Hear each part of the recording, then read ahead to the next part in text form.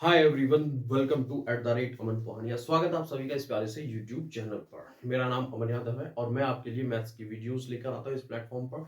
जैसा कि last video में हमने ट्रिग्नोमेट्रिक को डिस्कस किया था, उसके कॉन्सेप्ट को डिस्कस किया था। हम क्लास 10th का ट्रिग्नोमेट्रिक चैप्टर डिस्कस कर रहे हैं। ठीक है, उसके कॉन्सेप्ट हो चुके हैं, थ्योरी हो चुकी है और कुछ फॉर्मूले हो चुके हैं जो मैंने आपको लास्ट वीडियो में समझाए थे। अब इस नेक्स्ट वीडियो में मैं आपके लिए एग्जांपल्स लेकर आया हूं और बहुत ही अच्छे से क्वेश्चन को सॉल्व करेंगे, एक्सप्लेन करने की कोशिश करूंगा, अपना 100% देने की कोशिश करूंगा। ठीक है, तो बुक आपकी आर एस अग्रवाल है, पेज नंबर 532 है, ट्रिग्नोमेट्री है, मैथ्स में आपके लिए वीडियोस लेके आता हूं और क्लास 10th है।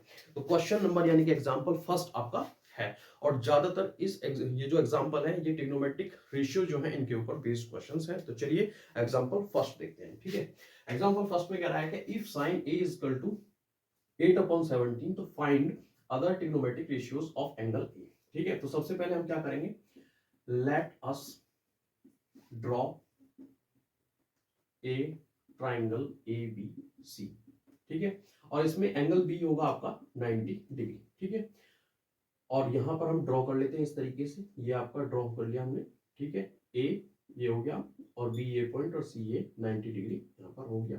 ठीक है, ये एंगल आपका ए है। ठीक है, देन हमारे पास जो गिवन वैल्यू है वो आपकी साइन ए इजकल टू 8/17 है। साइन ए का ट्रिग्नोमेट्रिक रेशियो में अगर हम देखें किस साइड के साथ रिलेशन होता, परपेंडिकुलर अपॉन हाइपोटेनियस के साथ होता है। ठीक है, तो परपेंडिकुलर क्या हो जाएगा आपका बीसी, यानी कि ये जो 8 वैल्यू है ये बीसी हो जाएगी और 17 जो है आपकी एसी हो जाएगी। तो यहां से हम क्या लेंगे, बीसी इजकल टू आपका हो जाएगा 8 के और AC इजकल टू हो जाएगा 17K, यानी कि K आपका पॉजिटिव मल्टीप्लीकेशन मल्टीपल फैक्टर है। ऐसा क्यों है, क्योंकि जब भी ट्रिग्नोमेट्रिक या फिर ट्रिग्नोमेट्रिक से अलग हम बात करें रेशियोज की, तो जो वैल्यू रेशियोज में होती है उनके साथ हम मल्टीपल में कुछ ना कुछ चीजें मानते हैं। ठीक है, आगे भी किसी न किसी चैप्टर में हम इसको डिफाइन करेंगे, लेकिन अभी के लिए K यहाँ पर पॉजिटिव है। ठीक है, तो आप नेगेटिव ना समझे इसे। ठीक है, अब बाय पाइथागोरस पाइथागोरस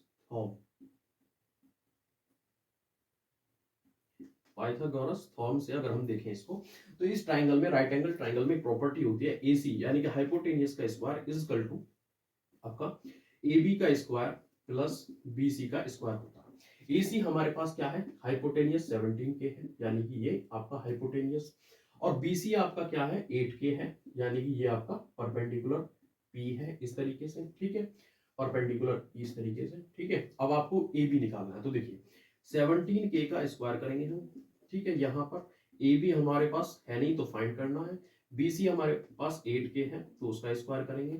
17K यानी कि 17 का स्क्वायर करते हैं 289K square is equal to AB square plus 64K square.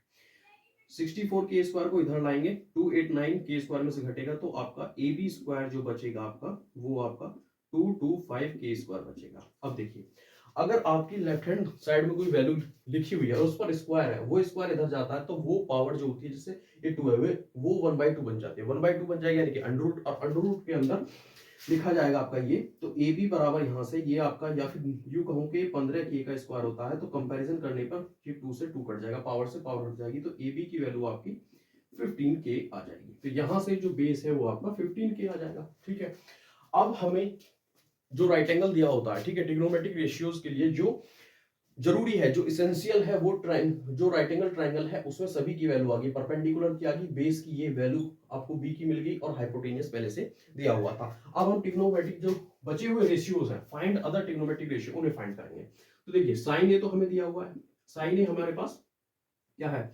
8/17। ठीक है, अब हम थोड़ी देर के लिए ये सोचेंगे कि जो मैंने लास्ट वीडियो में डिस्कस किए थे रेसिप्रोकल ऑफ ट्रिग्नोमेट्रिक रेशियोज, तो मैंने डिस्कस किया था, उसमें एक प्रॉपर्टी थी कि आप साइन और कोसेक रेसिप्रोकल होते हैं एक दूसरे के, तो कोसेक ए बराबर आप लिख सकते हैं 1/sin ए। अब यहां अगर साइन की वैल्यू रखेंगे 8/17 तो वो वापस घूम के जाएगी, यानी कि कोसेक ए 17/8 हो जाएगा, तो यानी कि एक दूसरे के अपोजिट वैल्यू आएगी। दूसरा, अगर मैं यहां से 10A निकाल आपका, तो 10A क्या होता है आपका, परपेंडिकुलर अपॉन बेस, यानी कि BC अपॉन AB, यानी कि 8K अपॉन आपका 15K आ जाएगा, तो K से K कट जाएगा, ये आपका 10A 8/15 आ जाएगा। अब कॉट ए जो होता है रेसिप्रोकल होता है किसका, tan ए का। tan और कॉट रेसिप्रोकल होते हैं यानी कि अपोजिट वैल्यू हो जाएगी। तो यहाँ से 15k/8 के आएगा तो वो आपका 15/8 लिखा जाएगा। दूसरा, अगर मैं कॉस यहाँ से निकालता हूँ कॉस ए, तो वो आपका क्या होता है बेस अपॉन हाइपोटेन्यूज यानी कि 15 के ए बी अपॉन ए सी आ जाएगा। तो यहां से क्या आएगा आपका 15/17 आ जाएगा। और जो आपका सेक ए होता है वो रेसिप्रोकल होता है किसका, कॉस ए का। तो ये आ जाएगा आपका 17/15 इस तरीके से। तो ये एग्जांपल नंबर फर्स्ट के आपके आंसर हो गए। ठीक है, अदर ट्रिग्नोमेट्रिक रेशियो हमने फाइंड कर लिया। तो इस तरीके से हम करेंगे। अब उम्मीद करता हूं आपसे कि ये एग्जांपल नंबर जो फर्स्ट आपका है ये आपको समझ में आया होगा। ठीक है, तो बिना किसी देरी के अगर समझ में आ गया होगा तो एग्जांपल नंबर 2 की तरफ चलते हैं। अब देखिए एग्जांपल नंबर 2 में क्या कह रहा है, if cos A is equal to 9/41 तो find other trigonometric ratios of angle ए। इसी तरीके के एक ही पैटर्न पे मल्टीपल क्वेश्चन आपको मिलेंगे। मैं कोई भी क्वेश्चन स्किप नहीं करने वाला हूं। ठीक है, आपको वीडियो देखने में बोरियत महसूस हो सकती है तो फिर मुझे भी बनाने में हो सकती है, लेकिन मैं फिर भी आपके लिए क्वेश्चन बाय क्वेश्चन ही चलूंगा, एग्जांपल बाय एग्जांपल ही चलूंगा, कोई क्वेश्चन स्किप नहीं करूंगा। ठीक है, तो चलिए फिर एग्जांपल नंबर 2 की तरफ चलते हैं। If cos A is equal to 9/41 find other trigonometric ratios. तो सबसे पहले क्या करते हैं, late us draw a triangle ABC। ठीक है, एक ट्राइंगल ABC ड्रॉ कर लेते हैं इन विच उसमें जो एंगल होगा वो बी आपका 90 डिग्री होगा। ठीक है, तो हम यहाँ पर इस तरीके से कर लेते हैं सेम एज जैसे हमने इसमें किया हुआ। ठीक है, तो यहाँ पर इस तरीके से हमने कर लिया ए बी एंड सी, ये आपका 90 डिग्री हो जाएगा। ठीक है, इस तरीके से, और ये एंगल ए है। ठीक है, जो एंगल ए के ही हमें ट्रिग्नोमेट्रिक रेशियोज फाइंड करने हैं। सी के भी कर सकते हैं, आगे क्वेश्चन आएगा, जरूरी नहीं है कि हर बार एंगल ए पे ही पूछे, सी पे भी पूछ सकता है। ठीक है, उसके लिए अलग कॉन्सेप्ट है, हम उसमें देखेंगे। तो देखिए देन जो वैल्यू दी हुई है क्या दी है, cos A is equal to 9/41। अब cos A जो होता है वो आपका बेस अपॉन हाइपोटेन्यूज होता है यानी कि AB अपॉन AC होता है। तो यहां से जो आएगी वैल्यू 9k/41 आएगी निकल के। तो ये आपका 9k हो जाएगा, ये आपका 41k हो जाएगा, और ये आपको फाइंड करना है। यानी कि इस क्वेश्चन में आपको गिवन है बेस, हाइपोटेन्यूज और आपको परपेंडिकुलर निकालना है। किससे निकालना है, बाई पाइथागोरस थ्योरम से। ठीक है, तो वी हैव एक इक्वेशन होती है आपके पास, कौन सी होती है, AC का स्क्वायर यानी कि हाइपोटेन्यूज का square is equal to perpendicular यानी कि BC का स्क्वायर प्लस बेस का स्क्वायर AB का स्क्वायर। तो देखिए हाइपोटेन्यूज क्या था 41, तो K का स्क्वायर हो जाएगा यहाँ पर। ठीक है, BC आपको निकालना है। ठीक है, AB आपके पास है 9K, तो इसका स्क्वायर हो जाएगा। ठीक है, अब 41K का अगर हम स्क्वायर करेंगे तो ये आपका 1681 के स्क्वायर आ जाएगा, K इसके साथ में है। BC स्क्वायर आपको निकालना है, 9K का स्क्वायर करेंगे तो 81K स्क्वायर हो जाएगा। ठीक है, 81K स्क्वायर जब 1681 यानी कि 1681 के स्क्वायर में से माइनस होगा तब आपके पास क्या बचेगा, BC square is equal to 1600 के स्क्वायर बचेगा। तो यहां पर BC इक्वल टू लिखेंगे 40K स्क्वायर। तो ये BC नहीं B स्क्वायर, तो B स्क्वायर का जो स्क्वायर है वो स्क्वायर से स्क्वायर कट जाएगा। तो यहाँ पर BC की वैल्यू क्या आ जाएगी आपकी 40K आ जाएगी। तो इस तरीके से आपको जो परपेंडिकुलर है वो 40K मिल गया। ठीक है, अब हम ट्रिग्नोमेट्रिक रेशियोज फाइंड करेंगे आसानी से, क्योंकि हमारे पास जो राइट एंगल ट्रायंगल जो बनता है, जो जिससे हम ट्रिग्नोमेट्रिक रेशियो निकालते हैं, उसमें तीनों साइड की हमारे पास वैल्यू मिल गई है। ठीक है, तो दिया हुआ क्या है, cos A दिया हुआ है, cos A आपका क्या है 9/41। अब देखिए रेसिप्रोकल प्रॉपर्टी से अगर हम देखें तो cos का रेसिप्रोकल क्या होता है, sec A होता है। तो sec A अगर हम निकालें तो 1/cos होता है, cos की वैल्यू रखेंगे तो इसका अपोजिट हो जाएगा, यानी कि 9/41 है तो 41/9। और वैसे भी अगर दूसरे शब्दों में हम देखें, दूसरी भाषा में मैं कहूँ आपसे, तो sec A जो होता है वो हाइपोटेनियस अपॉन बेस होता है, यानी कि 41K/9K, K से K कट जाएगा तो 41/9 ही बचेगा। ठीक है, इस तरीके से अगर हम tan A निकालें यहाँ पर, तो tan A क्या होता है आपका परपेंडिकुलर अपॉन बेस, यानी कि 40K/9K, K से K कट जाएगा तो ये आपका 40/9 आ जाएगा इस तरीके से। ठीक है, आप लिख भी सकते हैं इसको इन tan A equal to BC/AB, फिर 40K/9K, फिर K से K कटेगा तो भी 40/9 ही आएगा, इससे कोई दिक्कत नहीं है। ठीक है, तो आपको बुक में भी मिला होगा, मैं सिर्फ आपको एक्सप्लेन करके आपकी हेल्प कर रहा हूँ। ठीक है, तो चलिए अब tan A का जो अपोजिट है वो आपका cot A है, तो cot A इक्वल टू 1/10 लिखते हैं, tan की वैल्यू रखेंगे तो 40/9, 9 आपका ऊपर जाएगा तो 9/40 होगा।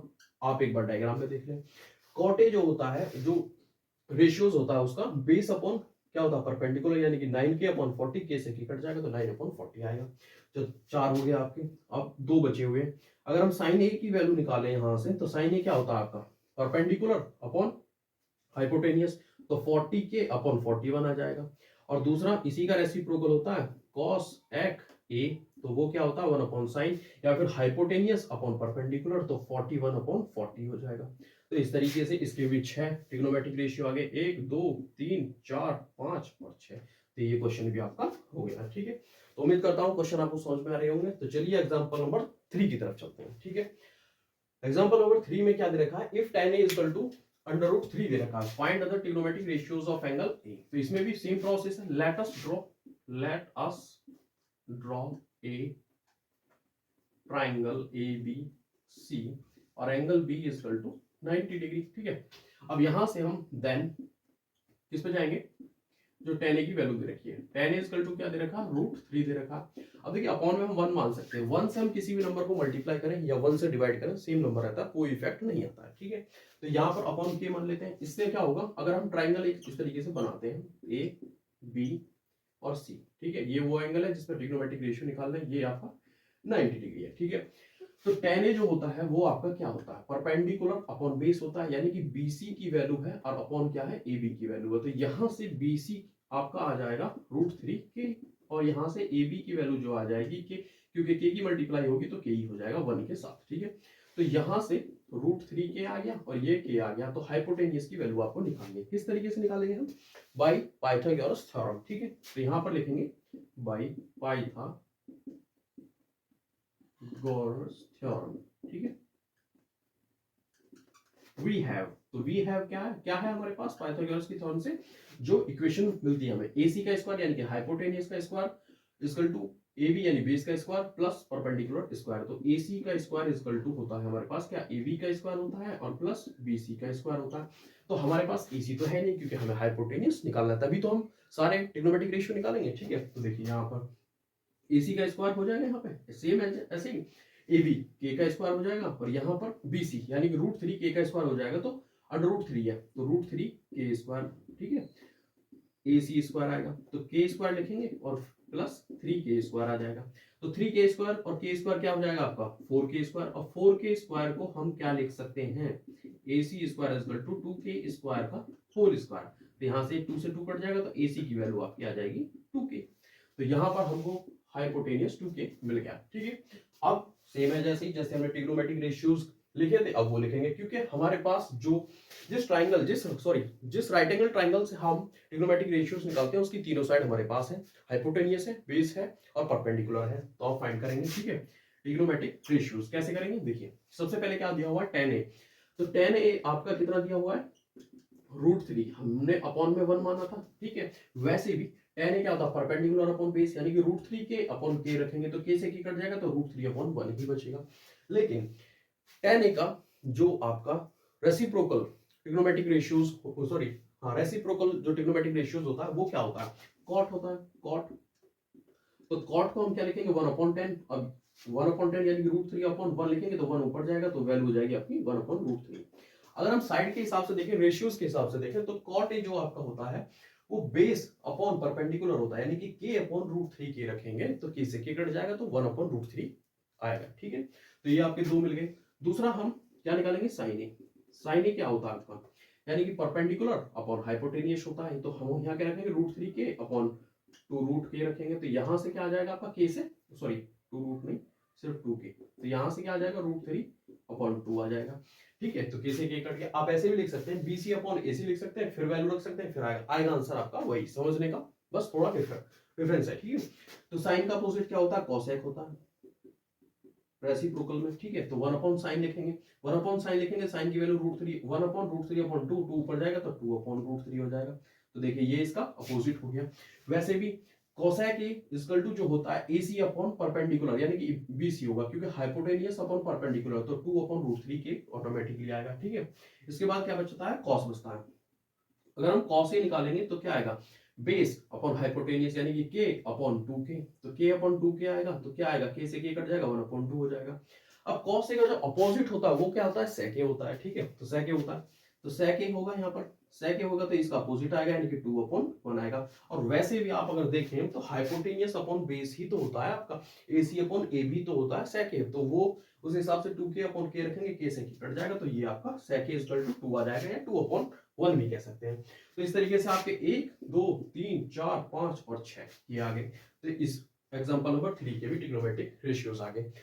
तो फर्स्ट ट्रिग्नोमेट्री के क्वेश्चंस मैं आपके लिए लेकर आया हूं, एग्जांपल से मैंने शुरुआत करी है। उम्मीद करता हूं कि ये सब एग्जांपल आपको अच्छे से समझ में आए होंगे। आप स्क्रीनशॉट ले सकते हैं, पॉज करके समझ सकते हैं। अगर कोई मिस्टेक हुई हो बाय चांस तो उसके लिए माफी चाहूंगा, आप कमेंट सेक्शन में बता सकते हैं। वीडियो पसंद आया तो लाइक करें, शेयर करें, कमेंट करें और चैनल को जरूर सब्सक्राइब करें। Thank you for watching.